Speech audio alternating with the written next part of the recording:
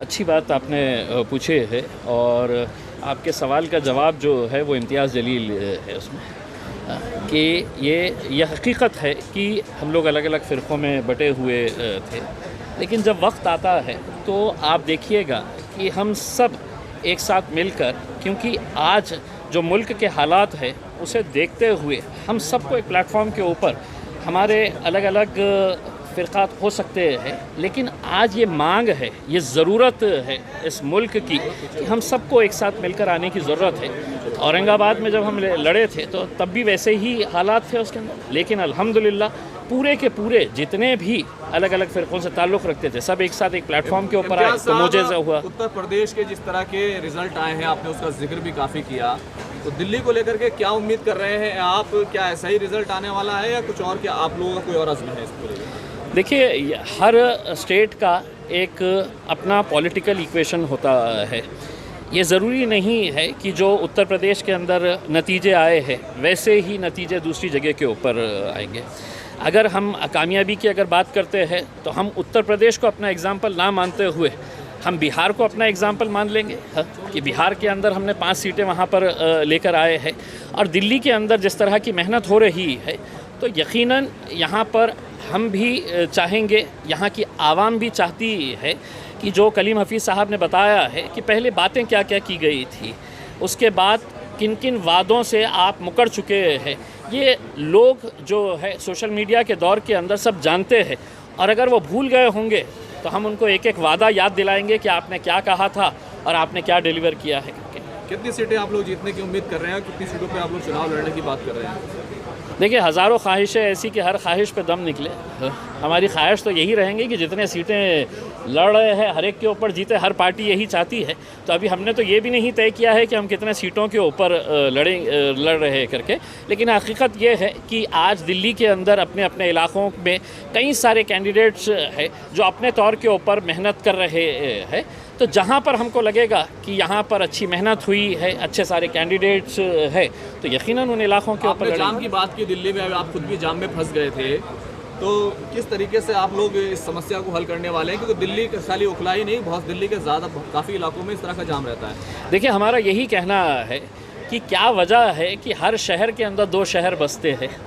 एक वो शहर है कि जहाँ पर हर चीज़ बहुत अच्छे तरीके से हो जाती है, जिस मुकाम के ऊपर पहुँचना है बड़ी आसानी के साथ पहुँचा जा सकता है, लेकिन क्या वजह है कि हम अपने इलाक़ों के अंदर जब जाते हैं तो वहाँ पर इस तरह का एक अलग चेहरा क्यों देखने को मिलता है। और ये सिर्फ मैं दिल्ली के बारे में नहीं बात कर रहा हूँ, ये इस मुल्क के अंदर कई सारे जहाँ जहाँ पर भी हमारी आबादी है वहाँ पर देखने को मिलेगा कि एक शहर में 2 शहर बसते हैं, एक उनका शहर होता है, एक हमारा शहर होता है। तो यकीनन ये जो कुछ इश्यूज़ है, ये वो गवर्नमेंट जो हमारे वोटों के ऊपर चुनकर आई है उसको सॉल्व करने की ज़िम्मेदारी थी। उन्होंने सॉल्व करना चाहिए था कि ये इतना, इस इलाके का इतना बड़ा मसला है, इसको सॉल्व करना कोई रॉकेट साइंस नहीं है कि हम नहीं कर सकते हैं। अगर दिल पे ले लें तो सब कुछ कर सकते हैं। आप दिल्ली में नील बटा नील रहे, उसकी एक वजह ये रही कि 100 सीटों से ही लड़ा गया, क्यों पूरी सीट से लड़ा नहीं गया? पूरी सीट पे नहीं, आप क्या चाह रहे हैं कि मतलब पूरे सीटों के पूरी सीटों पर लड़ना चाहिए था? नहीं, देखिए, मुसलमानों के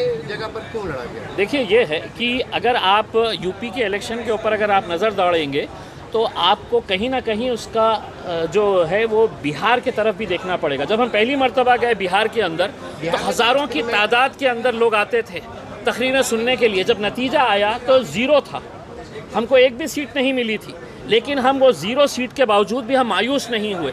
हमने कहा कि कहीं ना कहीं हमारी कमियां रही, कहीं ना कहीं हम कुछ कम पड़ गए हैं लोगों तक पहुंचने में। और वो 5 साल जो थे हम लोगों के सुख दुख के अंदर खड़े रहे, उनके साथ हम लगातार जाते रहे। लोगों को ये एहसास हुआ कि ये हारने के बाद, हमने तो इन्हें वोट भी नहीं दिया, ये हारने के बावजूद भी हमारे पास आ रहे हैं, और जिन्हें हमने वोट दिया वो वोट देने के बाद, जीतने के बाद हमारी तरफ देख ही नहीं रहे हैं। तो 5 साल के बाद जब हम गए तो क्या हुआ उसका नतीजा? हम 5 सीट जीत कर आए हैं उत्तर प्रदेश के अंदर। इंशाल्लाह आपको मैं यकीन के साथ बताता हूँ कि आप देखिएगा कि आने वाले वक्त के अंदर उत्तर प्रदेश इंशाल्लाह लोकसभा की भी सीट जिताएगा मजलिस के लिए, और विधानसभा की सीटें भी हमारी।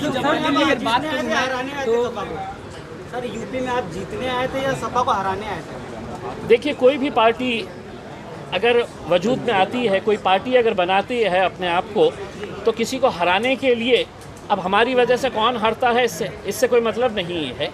अगर आप देखेंगे कि मजलिस जहाँ जहाँ पर भी इलेक्शन लड़ती है, आप जैसे पत्रकार ये सवाल ज़रूर करते हैं कि हम किसको हराने के लिए और किसको जिताने के लिए जा रहे हैं करके। कोई भी पार्टी, देखिए इल्ज़ाम तो हमारे ऊपर इसलिए लगता है कि इन्हें ये लगता है कि भाई एक मुसलमानों का एक तबका जिनको हम अपनी जागीर समझते थे, इतने सालों तक हमारे ही इशारों के ऊपर ये उठ बोले तो उठते थे, बैठ बोले तो बैठते हैं, आज ये हैदराबाद से कौन सा शख्स आ गया है कि वो हमारी जागीर छीनने के लिए लगा हुआ है करके उसमें। तो ये तकलीफ़ उन्हें सताती ही है। एक बार हारे हैं, उसमें आगे देखिएगा इलेक्शन जैसे आगे बढ़ रहे हैं, इसके बाद क्या नया आएगा? देखिए एक चीज़ मैं इस नज़रिए से देखता हूँ कि हिजाब का जो मुद्दा जो आज सामने आया है, तो एक तरीक़े से वो एक ब्लेसिंग इन डिस्गाइज़ है हमारे कम्युनिटी के लिए, हमारी कौम के लिए। और हम इसी का सहारा लेकर अब पूरे मुल्क के अंदर ये कोशिश होनी चाहिए कि हमारे तालीमी इदारे हम खुद खड़े करें, हमारे स्कूल्स हम खुद खड़े करें, हमारे कॉलेजेस हम खुद खड़े करें। जहाँ पर क्या पहनना है ये हम तय करेंगे, सरकारें या हुकूमतें तय नहीं करेगी। तो आज हम ये कोशिश करेंगे कि पूरे मुल्क के अंदर जिनके पास वो इस्तात है कि जो अलग अलग फैक्ट्रीज़ बनाते हैं, इंडस्ट्रीज़ बनाते हैं या दूसरे उसके ऊपर पैसा खर्चा करते हैं, हम उनसे ये कहेंगे कि एक तालीमी इदारा ज़रूर खोलिएगा करके। दिल्ली में उसमें ताउन आप करेंगे? कलीमुल हफीज साहब ने कहा है कि हर विधानसभा में कम से कम एक ऐसा स्कूल इदारा कायम हो, तो क्या उससे आप मतलब उससे आप काम होगा? बिल्कुल बिल्कुल, यकीनन। देखिए आप अगर बैरिस्टर असदुद्दीन अवैसी साहब का, अकबर अवैसी साहब का अगर काम देखें हैदराबाद के अंदर, तो सबसे ज़्यादा उन्होंने किस बात के ऊपर ज़ोर दिया है? मैं समझता हूँ कि हैदराबाद की सड़कें या ड्रेनेज के ऊपर नहीं है। उन्होंने अपनी पार्टी जब कायम की तो उन्होंने सबसे ज़्यादा जो है वो एजुकेशन के ऊपर ज़ोर दिया है।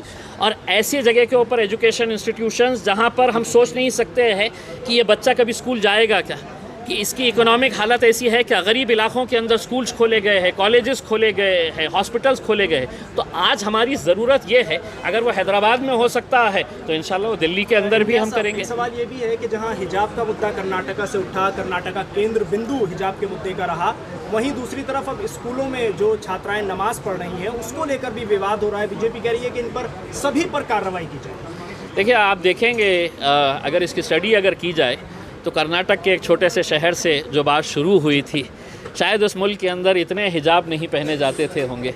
अब इस मुद्दे के बाद आप देखिएगा कि हमारी बच्चियां एक ज़िद के तौर के ऊपर हिजाब पहन कर है तो स्कूल भी जाएगी, कॉलेज भी जाएगी, ऑफिस भी जाएगी और सड़क के ऊपर नज़र आएगी तो हिजाब पहन कर ही नज़र आएगी। देखिए हम 70 सालों से अपने हक़ के लिए लड़ते आए हैं, आगे भी लड़ाई जारी रखेंगे। उसके अंदर ये हमें कॉन्स्टिट्यूशनल राइट दिया गया है। इसके अंदर हुकूमतें आएगी जाएगी, मोदी साहब है अभी, कल रहेंगे नहीं रहेंगे पता नहीं है, लेकिन संविधान इस मुल्क का 70 सालों से है और इंशाल्लाह आगे भी रहेगा। देखिए आज साहब एक साल पूरा हो रहा है आपका, क्या लग रहा है किस ताकत से आप लोग आगे जाने वाले हैं? आपने बहुत सारी चीज़ों का जिक्र किया, कौन कौन से मुद्दे प्रमुखता के साथ आपकी जो पार्टी जो है वो दिल्ली में वो उठाने वाली है और उसको लड़ने वाली है? देखिए हमने दिल्ली की पूरी अल्पसंख्यकों की स्टडी कराई है, उसमें हम ये ऐसी जो उनकी सूरत हाल है, ख़ास तौर से जो दिल्ली के जो दूसरे ग्रुप हैं उनके मुकाबले पे अल्पसंख्यक कहाँ खड़ा है, एजुकेशन में कहाँ खड़ा है, रोज़गार में कहाँ खड़ा है, सेहत के मामले में कहाँ खड़ा है, जो लोकल डेवलपमेंट है उसमें कहाँ खड़ा है, उनकी वेलफेयर स्कीम्स हैं उसमें कहाँ खड़ा है, MSDP पे उनका क्या प्रोग्राम है। तो ये पूरी डिटेल रिपोर्ट हमारी आ रही है, उस रिपोर्ट के हिसाब से तो हम अपना आगे का प्लान बनाएंगे। दूसरी बात, ये जो भारतीय जनता पार्टी ने जो लोकतंत्र की हत्या की, जो दिन दहाड़े MCD जो चुनी हुई एक संस्था थी या इदारा है, उसको एक बिल के बहाने से एक IAS अपॉइंट करके वो पूरा जो लोकतांत्रिक व्यवस्था उसको ख़त्म कर दिया और भारत चुनाव आयोग ने दिन के उजाले में अनिश्चित काल के लिए चुनाव टाल दिया।